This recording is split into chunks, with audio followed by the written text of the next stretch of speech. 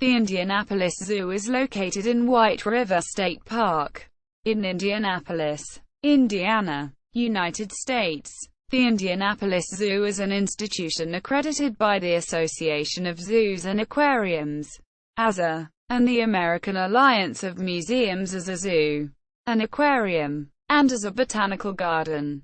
The zoo is a private non-profit organization, receiving no tax support and is supported entirely by membership fees, admissions, donations, sales, grants, and an annual fundraiser. History. In 1944, thoughts of the Indianapolis Zoo first came to mind by a newspaper columnist named Lowell B. Nussbaum. He began to write his opinions of wanting a zoo through his column, Inside Indianapolis. It was his writing that inspired the Indianapolis people, and in October 1944 the Articles of Incorporation for the Indianapolis Zoological Society, Inc. emerged. Soon the members of this group had outlined the future plans of their zoo. One thing that the group members were adamant about: the zoo will rely on admissions, in-park sales, contributions and memberships to support the zoo. It first opened to the public in 1964, East 30th Street. The Indianapolis Zoo opened on April 18, 1964, at its original location on East 30th Street. The official opening was 2 decades after the Indianapolis Zoological Society, Inc. was formed and planning for the zoo started. The zoo originally featured an Asian elephant, penguins, kangaroos, foxes, raccoons, camels, bison, deer, lambs, tortoises, llamas, prairie dogs, pygmy goats, and buffalo exhibits. In 1965, the zoo became one of few in the country to employ a full-time education staff. By the 20th anniversary of the zoo, its animal collection had doubled in size. At this point, it was determined that the zoo needed a new location where it could continue to expand. In 1982, International Zoo, Aquarium, and Wildlife authorities gathered to determine goals for establishing the new zoo. It was determined that a zoo should not only be a place to see animals, but an institution of conservation and education. That same year, White River Gardens was declared as the new site of the zoo. The groundbreaking at the new downtown location was held in September 1985. The old zoo closed in 1987. White River Gardens, its current home in White River State Park, was opened in 1988 with a size of 64 acres, 26 hectares. After the construction of the Waters Building and the Dolphin Pavilion, the zoo earned AZA accreditation as an aquarium as well as a zoo. In 1996, the Indianapolis Zoo became the first institution to be triple accredited as a zoo, aquarium and botanical garden. White River Gardens was considered a separate attraction from 1999 to 2006, but now is included as part of the zoo. The zoo hosts more than 1 million visitors each year and plays a role in worldwide conservation and research, including accomplishing the world's first successful artificial insemination of an African elephant. In 2016, the zoo moved its last polar bear named Tundra to Detroit Zoo on account of an aging exhibit. She has since died from an unknown disease. Biomes. The Indianapolis Zoo is organized around the concept of biomes. Biomes are areas of the planet with similar climate, plants, and animals. Animals at the Indianapolis Zoo are clustered in groups with similar habitats, which define the biomes. At the Indianapolis Zoo, one can visit the 5 biomes listed below. Each of the biomes participates in conservation and breeding programs.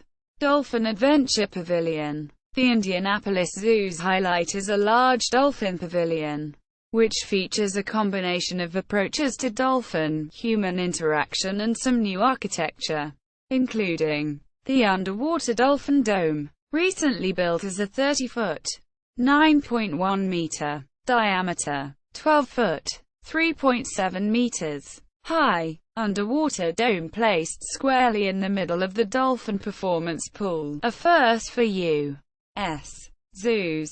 Opened on Memorial Day weekend 2005.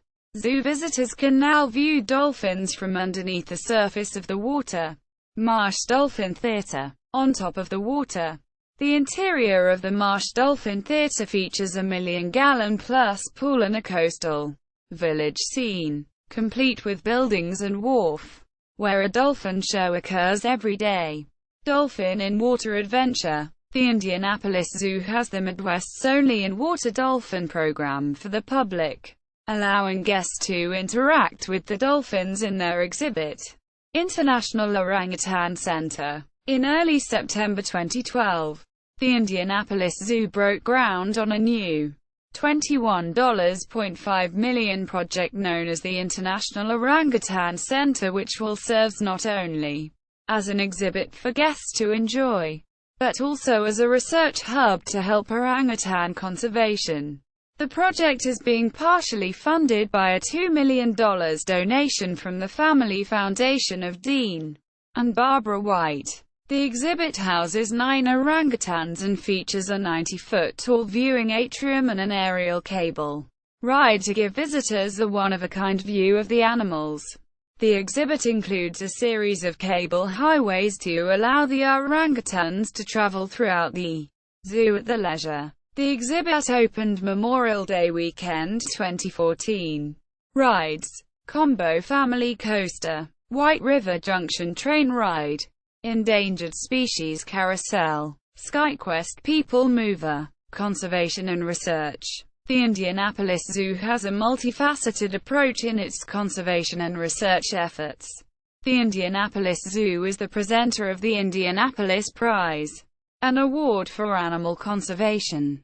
The Indianapolis Prize includes a $250,000 cash award and the Lilly Medal, which is presented every 2 years to a conservationist who has made substantial contributions toward the sustainability of an animal species or group of species.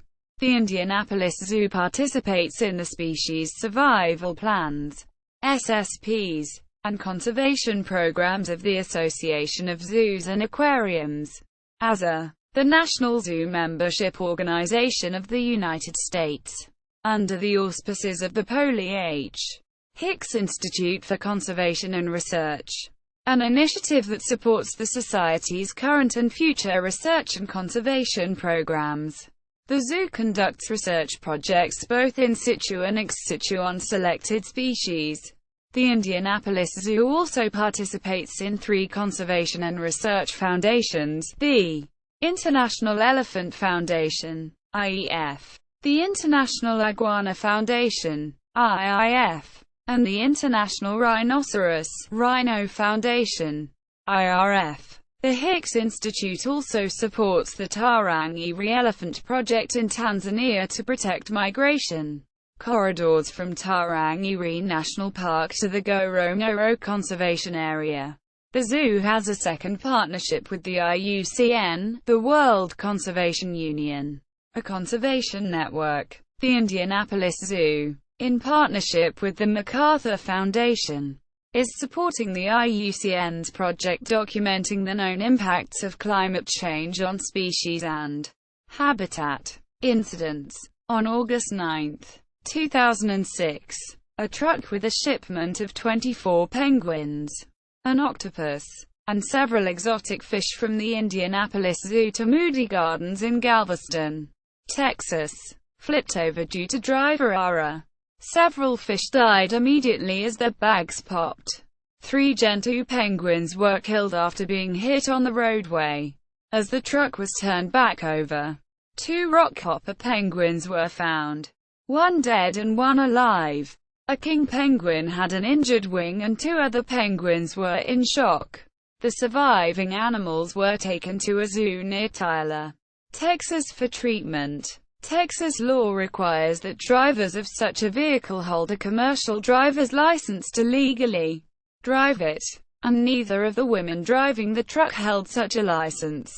The surviving animals eventually arrived at their destination at Moody Gardens. On November 11, 2007, a fire broke out in the encounters area and killed several small animals. Before 4:30 a.m., it started in the Critter Corner building, and firefighters arrived within 5 minutes. The flames were put out within 35 minutes. However, it killed 3 turtles, 2 birds, an armadillo, a snake, a colony of hissing cockroaches, several different birds, including an aracari, and other animals in that time, and more were treated at the zoo's hospital. The Critter Corner temporarily closed, and the cause of the fire was due to the armadillo pushing hay bedding high enough to touch a heat light. On January 19, 2009, 15 bonnethead sharks died due to a maintenance error. When the filtration system was taken offline for cleaning, the ozone valve was turned off to prevent the sharks from suffocating. The valve was turned back on by a staff member, effectively killing them. Official website.